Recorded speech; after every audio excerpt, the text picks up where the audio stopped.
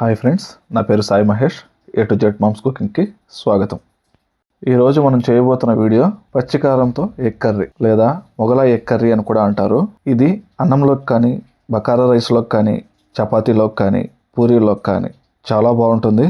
ఈ మొగలాయి ఎగ్ కర్రీని ఎలా చేయాలి అనేది ఈ వీడియోలో చూద్దాం. దీనికోసం స్టవ్ మీద బండలు పెట్టి దానిలో 2 స్పూన్ల వరకు ఆయిల్ వేసుకుందాం.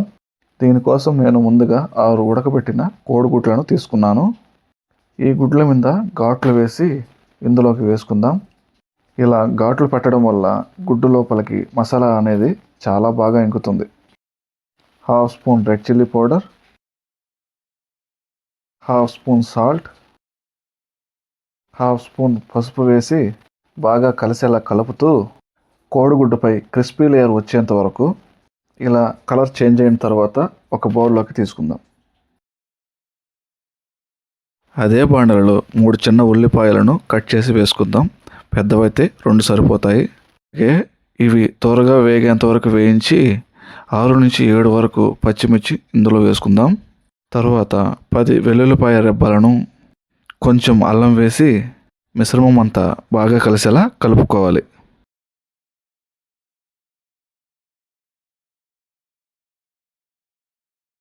ఇందులోనే 10 జీడిపప్పులను వేసుకుందాం. ఇది టేస్ట్ను మరింత బాగా పెంచుతుంది. దీనికి బదులుగా తెల్ల నువ్వులు కూడా వేసుకోవచ్చు, అది మన ఇష్టం అండి. బాండలలోని మిశ్రమాన్ని మిక్సీలో వేసుకుందాం. ఇందులో కొద్దిగా కొత్తిమీర వేసి మిక్సీ వేసి పక్కన పెట్టుకుందాం. వేరే బాండలు తీసుకొని దానిలో 4 లేదా 5 స్పూన్ల వరకు ఆయిల్ వేసుకుందాం. ఇందులోనే బిర్యానీ ఆకు వేసుకొని మిరియాలు, జీలకర్ర, పట్ట, మొగ్గ ఇవన్నీ కొద్దిగా వేసుకుందాం. వీటి వల్ల మంచి టేస్ట్ అండ్ స్మెల్ కూడా వస్తుంది. ఇవన్నీ దోరగా వేగిన తర్వాత మిక్సీలోని పేస్ట్ని ఇందులో వేసుకుందాం. ఈ పేస్ట్ ఆయిల్లో బాగా కలిసేంత వరకు బాగా కలుపుకుందాం. ఇలా ఒక 2 నిమిషాల పాటు కలుపుతూనే ఉండాలి. కింద మాడకుండా అలాగే పచ్చివాసన పోయేంత వరకు కలుపుతూనే ఉండాలి.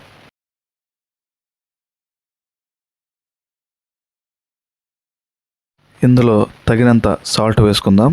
అలాగే 2 స్పూన్ల వరకు ధనియాల పొడి, 1/2 స్పూన్ వరకు పసుపు వేసి బాగా కలిసేలా కలుపుకుందాం.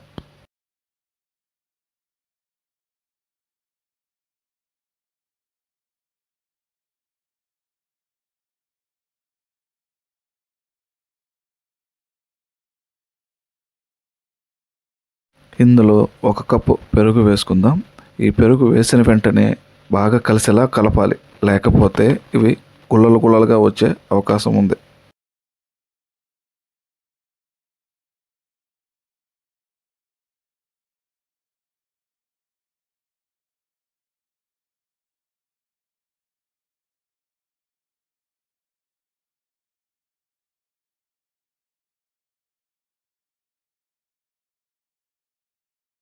బాగా కలిపిన తర్వాత మిక్సీలో కొద్దిగా వాటర్ యాడ్ చేసి ఆ వాటర్ని ఇందులో వేసుకుందాం. ఈ మిశ్రమం మొత్తం చిక్కబడేంత వరకు అప్పుడప్పుడు గరిటెతో కదుపుతూ ఉండాలి.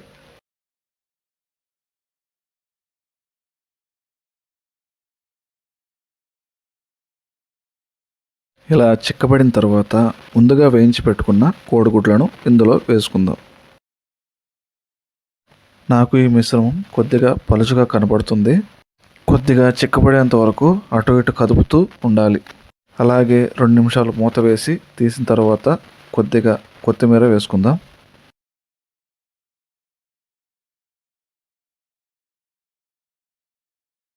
ఆ కొత్తిమీరను అటు ఇటు కదుపుతూ ఉంటే ఆహా, మంచి స్మెల్ వస్తుందండి. చాలా బాగుంది. అంతేనండి, ఎంతో రుచిగా ఉండే మొగలాయి ఎగ్ కర్రీ రెడీ. ఇలాంటి మరెన్నో కొత్త రకమైన వంటకాలను మీ ముందుకు తీసుకొస్తూనే ఉంటాం. ప్లీజ్ లైక్ చేసి సబ్స్క్రైబ్ చేసుకోండి. ఎలా వచ్చిందో కామెంట్ చేయండి.